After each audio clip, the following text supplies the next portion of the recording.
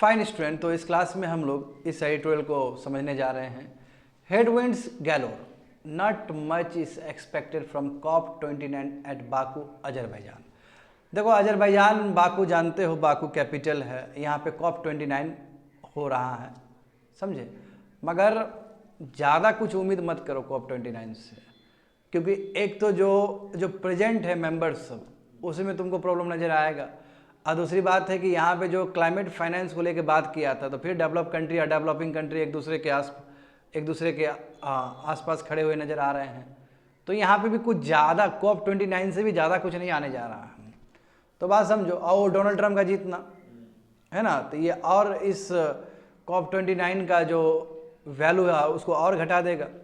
तो GS paper 3 ecology and environment, हाँ देखो 11 day climate ministerial began at Baku. 11 दिन का ये कॉन्फ्रेंस, 11 दिन का ये मीटिंग होगा, समझे ना।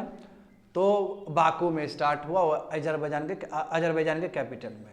अगर जब बात है, इसी बीच में डोनाल्ड ट्रंप भी जीत गया US का इलेक्शन।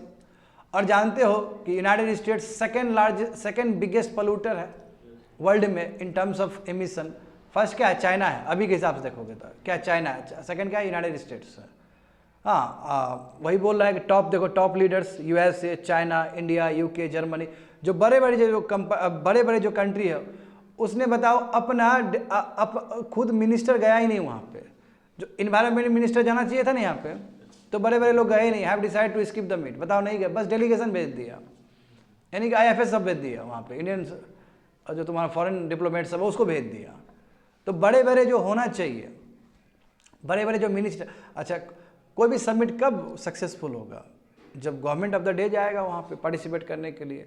तो बड़ा बड़ा जो कंट्रीज़ है, USA, China, India, UK, Germany, Brazil, France, बताओ मीटिंग ही पार्टिसिपेट नहीं किया, उसमें डेलीगेशन भेज दिया केवल। तो मेन जो COP29 का जो मेन जो चीज़ था वो NCQG है ना, न्यू क्वान्टिफाइड गोल। क्या है ये? क्लाइमेट फाइनेंस को लेके।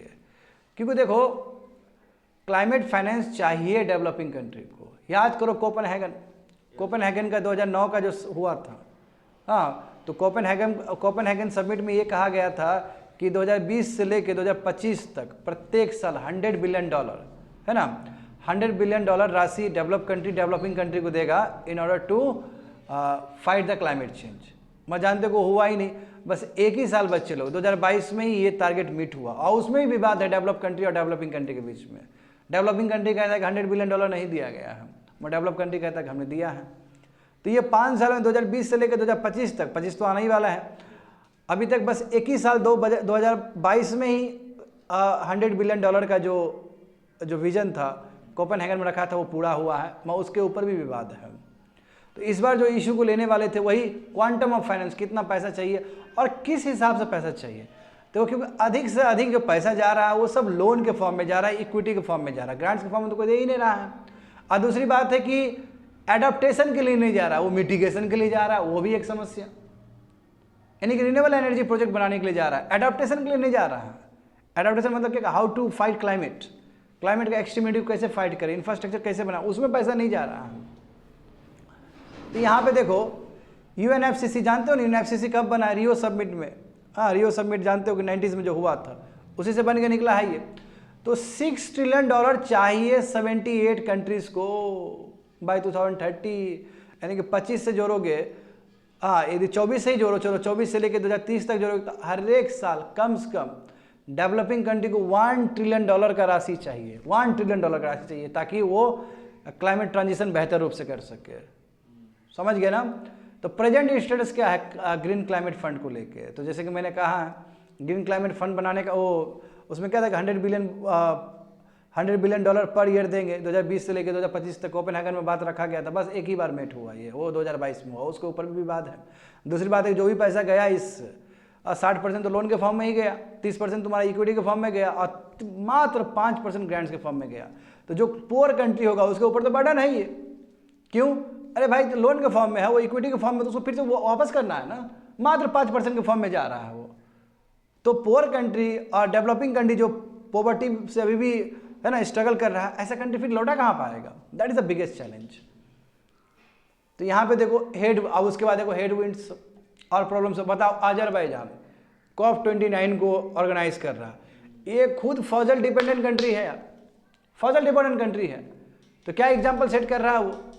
देखो यहाँ पे Donald Trump 47th United states का प्रेसिडेंट बना।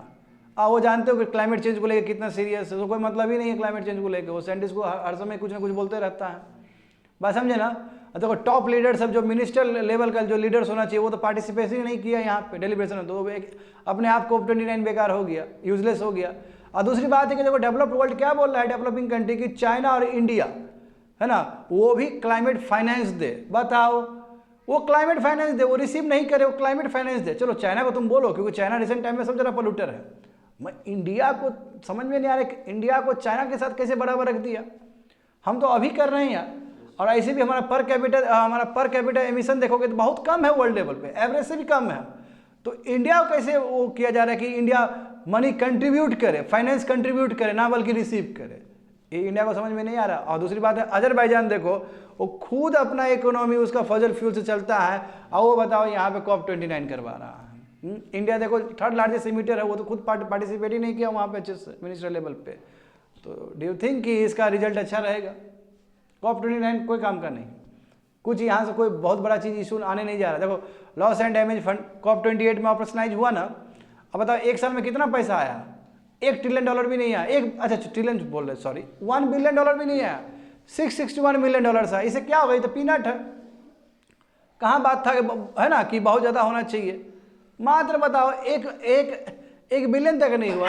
हाँ कह सकते हो कि $700 मिलियन हुआ अभी तक।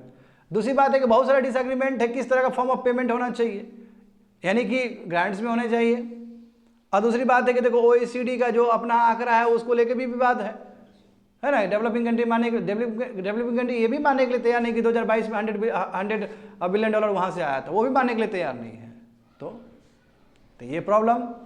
तो देखो डीप डिसएग्रीमेंट है कि किस तरह पे करना चाहिए, पेमेंट का मोड क्या होना चाहिए, हाईली कॉम्प्लेक्स। और दूसरी बात है कार्बन मार्केट को लेके भी जो होना चाहिए तो वो भी लग नहीं रहा है कि यहाँ पे होगा।